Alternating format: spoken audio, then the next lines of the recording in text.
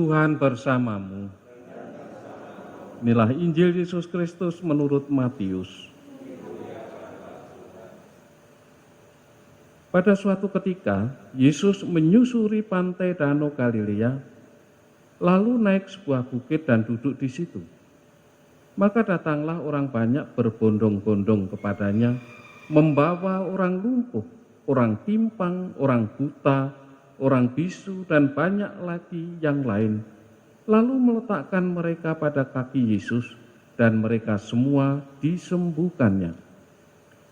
Maka takjublah orang banyak itu melihat orang bisu berkata-kata, orang timpang sembuh, orang lumpuh berjalan, orang buta melihat, dan mereka memuliakan Allah Israel.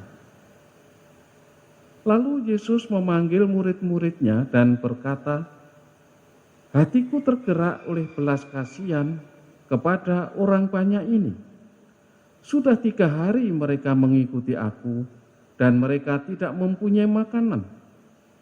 Aku tidak mau menyuruh mereka pulang dengan lapar, nanti mereka pingsan di jalan."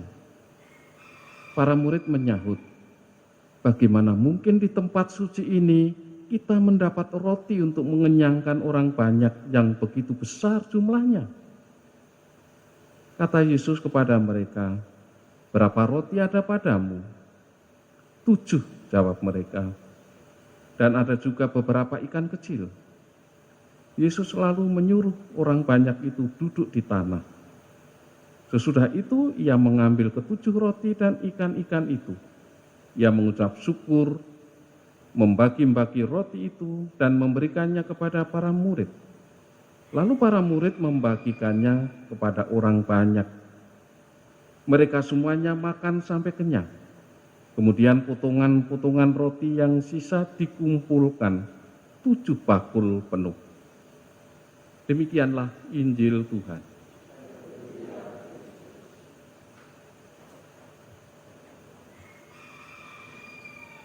Saudara-saudari yang terkasih, dalam bacaan pertama Nabi Yesaya menggambarkan suatu kegembiraan, sukacita,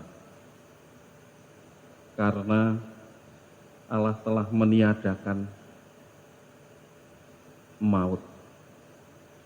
Digambarkan lewat suatu pesta perjamuan. Memang dosa mendatangkan maut, tapi kalau maut sudah dikalahkan oleh Tuhan Yesus, apakah orang masih takut? Mungkin kita juga bisa merefleksikan kehidupan kita masing-masing. Ketakutan-ketakutan yang sering muncul, lebih-lebih berhadapan dengan tawaran atau undangan Tuhan. Kalau seseorang diundang, entah itu panggilan polisi, entah itu panggilan dari aparat keamanan, ketakutan itu biasanya muncul. Salah saya apa, dan segala macam pertanyaan bergelayut. Tapi kalau yang diundang, dipanggil itu memang betul-betul bersalah, ternyata juga ada yang ngumpet ya, sembunyi, tidak mau datang, malah lari dan lain sebagainya. Nah, ini penting bagi catatan kita di masa Advent. Jadi sumber ketakutan itu ada pada diri kita karena kita memang bersalah. Kita takut pada Tuhan karena kita berdosa, bersalah, lalu tidak mau menanggapi panggilan Tuhan atau undangan Tuhan. Itu suatu yang tragis itu. Sayang sekali. Karena Tuhan mengundang kita itu bukan untuk menghukum. Bukan untuk mencari-cari kesalahan. Tuhan mengundang kita itu untuk mengampuni dosa kita.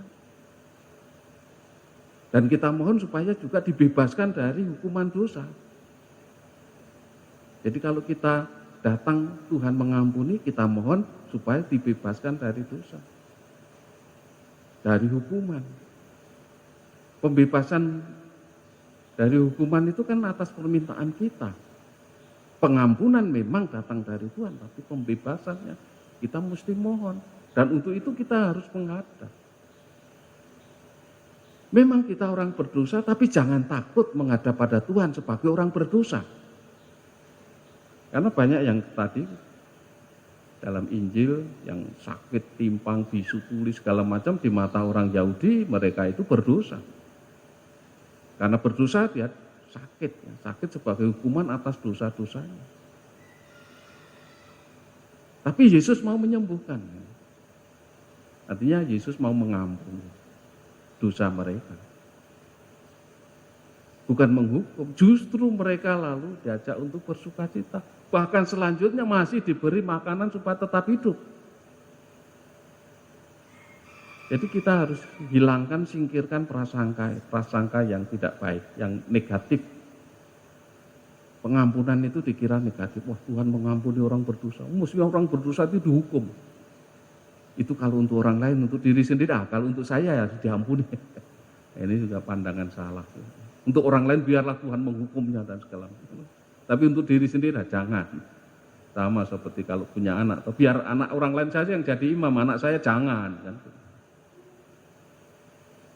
Ini pandangan-pandangan yang kadang-kadang mendatangkan ketakutan-ketakutan. Jadi ketakutan kita itu karena dosa kita. Tapi kalau kita sebagai pendosa sadar dipanggil Tuhan dan kita datang menanggapi panggilan Tuhan, mohon pengampunannya, mohon dibebaskan dari segala hukuman, pasti Tuhan akan melakukannya. Pertobatan seperti itu yang kita harapkan di masa Advent. Sehingga kita betul-betul menikmati hidangan yang disajikan Tuhan.